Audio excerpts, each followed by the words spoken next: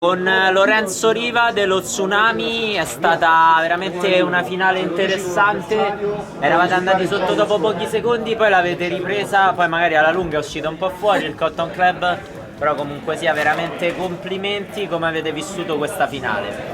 Innanzitutto ci siamo divertiti molto, questa è la cosa importante.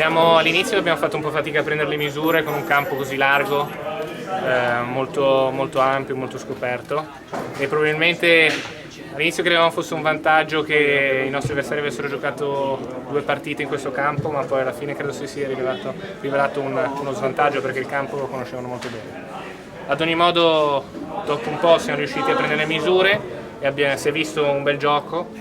Siamo contenti di come ci siamo messi in campo. C'è da dire che a noi mancavano alcuni giocatori importanti come attaccanti molto importanti. Avevamo bisogno della nostra punta, che purtroppo non è potuta venire. In centrocampo eravamo un po' deboli, però tutto sommato siamo contenti di come è andata. Bisogna fare i complimenti ai nostri avversari che hanno fatto un'ottima partita. Vi è piaciuto entrare nel mondo della Lega Calcio 8? Avete fatto una finale nazionale, forse qualcosa di grandissimo, non so se magari potevate aspettarvelo. Quanto pensi possa prendere piede il calcio 8 in generale anche a Milano, e credo voi sarete testimoni di questa grande organizzazione. È stata sicuramente un'esperienza molto positiva, ci siamo divertiti molto.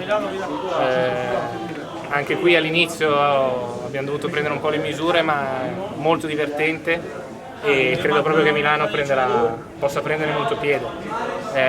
I nostri avversari a Milano già sono a un ottimo livello e siamo molto contenti. All'inizio del campionato siamo partiti non benissimo, ma poi pian piano siamo venuti fuori e appunto abbiamo vinto il campionato di Milano, che già è una cosa molto importante per noi, e ne siamo molto orgogliosi. Perfetto, grazie a Lorenzo Riva. Grazie.